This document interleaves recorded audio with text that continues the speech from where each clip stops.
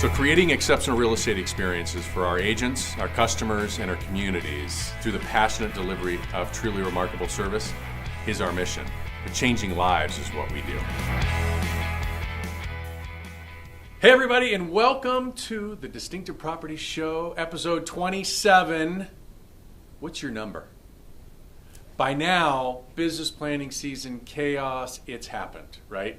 We've done sections 4, 5, and 6 of our business plan. Section 6, midway down, says this is your number.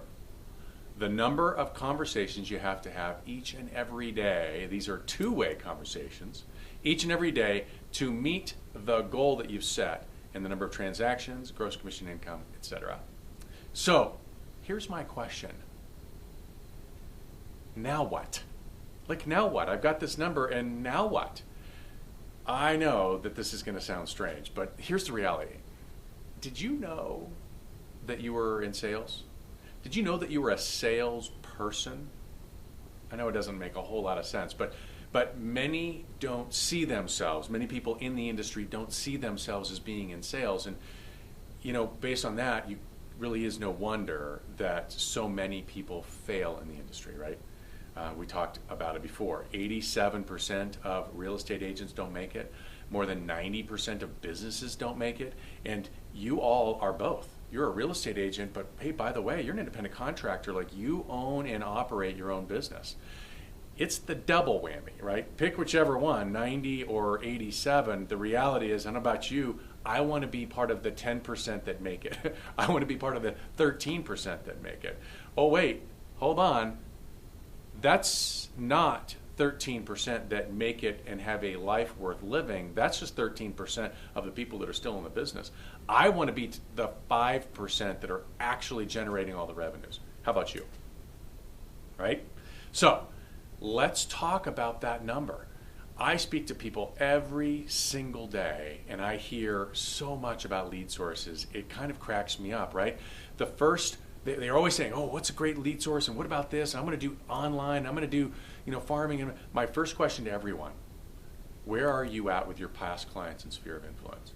Because the number is this: 68% of the revenue that's generated for the average real estate agent, now obviously these are producing real estate agents, comes from their past clients and sphere of influence.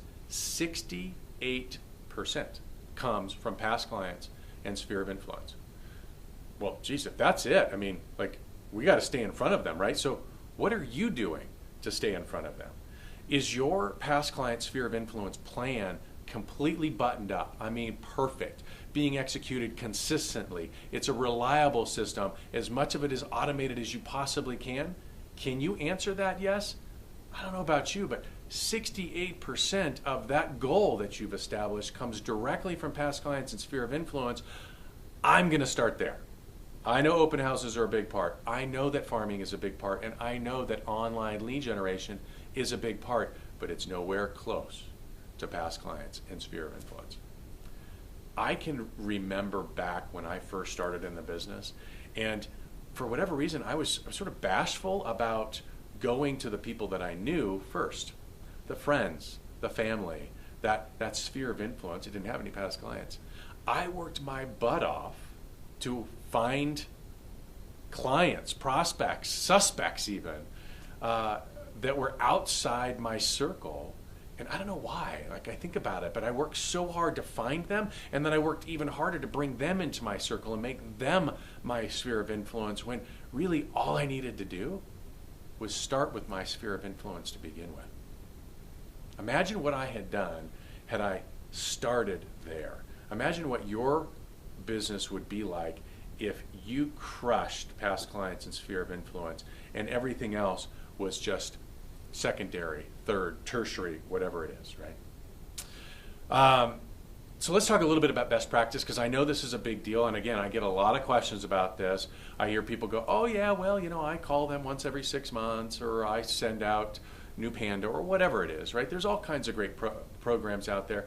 Let me tell you the best practice. Best practice is 33 plus touches, okay? 33 plus. How do you do that? I mean, I know a lot of you are going, 33, like that's insane. Like, That's so many. And then, by the way, there's some of you going, oh, like I touch base with them like 58 times a year. So let's talk about it, right? We're talking about newsletters. There's 12. Bam, 12. How about seasonal? Turn back the clocks, Happy New Year, 4th of July. Gosh, there's another 10 or 12. Let's call it 13 so we can do the math easy, right? So now we're at 25. What about phone calls? Best practice is that you should be calling your people every 60 days, having a one-on-one conversation with your past clients and sphere of influence every 60 days. We have boatloads of scripts, so I don't want you to get hung up on what you're going to say. I've got all kinds of ideas. Your coach has got all kinds of ideas as to what you're going to say, but connecting with your past clients and sphere of influence every 60 days. How about events? You know, we're right smack in the middle of Christmas season, holiday season. There's all kinds of parties going on. You should be doing those. Host your own. Go to everyone you possibly can. Connect with your past clients, your sphere of influence.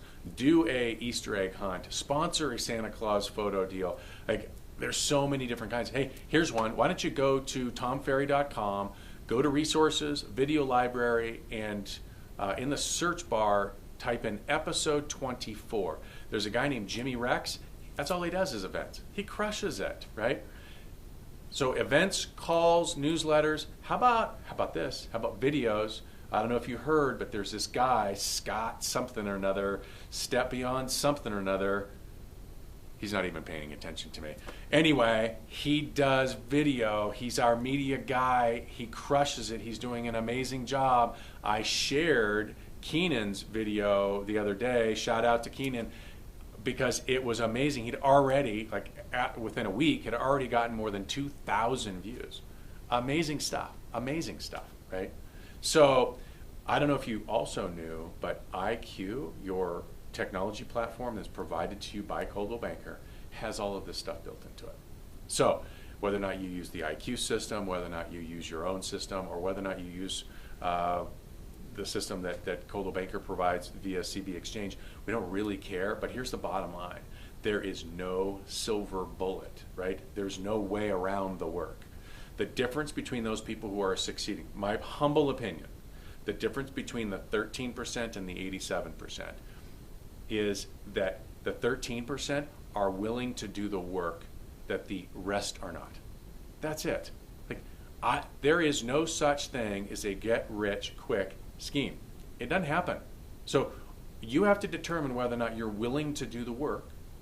And we have a program in place that allow you to set it up one time. So the effort one time, and 90% of it gets automated. All you have to do is show up to your events. All you have to do is make the phone calls, right? All you have to do is share the Distinctive Client Program giveaways as an example, right?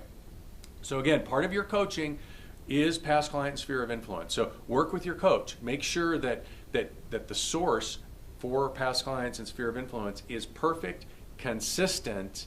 It'll get you 68% of the way to your goal, which we are going to crush in 2017.